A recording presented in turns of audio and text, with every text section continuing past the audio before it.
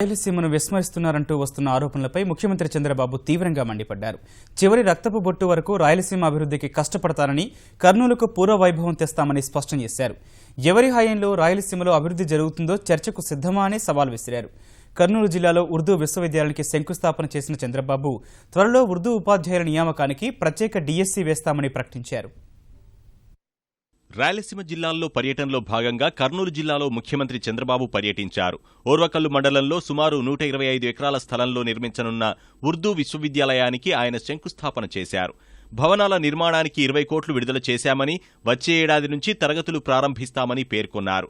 SC, ST, బీసీల మాదిరే ముస్లింలకు కర్నూలులో ప్రత్యేకంగా స్టడీ సర్కిల్ ఏర్పాటు చేస్తున్నట్లు వివరించారు.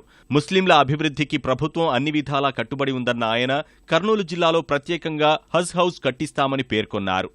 హాండోరియం కింద ఇమాములకు 5,000, మౌజములకు 3,000 ఈ నెల నుంచే ఇస్తామని చెప్పి కూడా నేను మీకు తెలియజేస్తున్నా. ఉర్దూ టీచర్లు లేరు. రాబోయే సంవత్సరంలో ప్రత్యేక డిఎస్సి ఉర్దూ కోసం పెట్టి అన్ని పోస్టులు కూడా ఫిలప్ చేసి ఎక్కడా ఉర్దూ టీచర్ లేదనకుండా పూర్తిగా చర్యలు తీసుకుంటాం. నదుల అనుసంధానం ద్వారా రాయలసీమను రతనాల సీమగా మారుస్తామన్న చంద్రబాబు జిల్లాలో హంద్రీనీవా, గాలేరు నగరి సహా జిల్లాలోని అన్ని తాగు, సాగునీటి జలాశయాలు పూర్తి చేస్తామని వెల్లడించారు. ఈ సంవత్సరం పైన వర్షాలు పడలేదు, మనకు నీళ్లు రాలేదు. కేంద్ర ప్రభుత్వాన్ని కూడా కోరాను. ఆల్మట్టిలో ఉండే నీళ్లు గాని, పై ప్రాంతంలో ఉండే నీళ్లు గాని దామాషా ప్రకారం మనకు నీళ్లు ఇమ్మని కూడా కోరాను.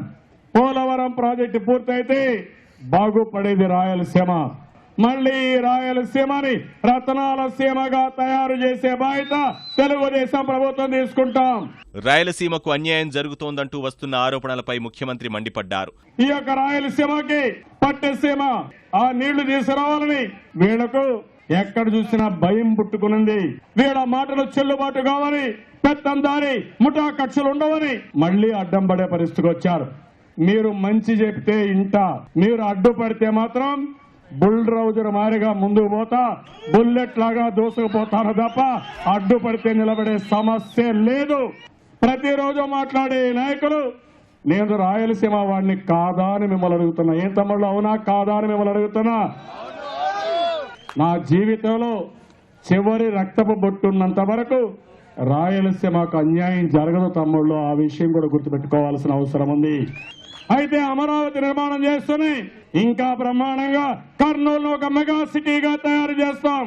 అన్ని ప్రాంతాల నుంచి కర్నూలుకు ఉద్యోగాలకు వచ్చే కార్యక్రమాలు చేపడతానని చెప్పి కూడా నేను మీకు తెలియజేస్తున్నా. ఓర్వకల్లు సభ అనంతరం పాణ్యం మండలంలోని గోరుకల్లు రిజర్వాయర్ పనులను చంద్రబాబు పరిశీలించారు. పనుల పురోగతిని అధికారులను అడిగి తెలుసుకున్నారు. అక్కడే జరిగిన మీ ఇంటికి మీ భూమిలో పాల్గొన్నారు.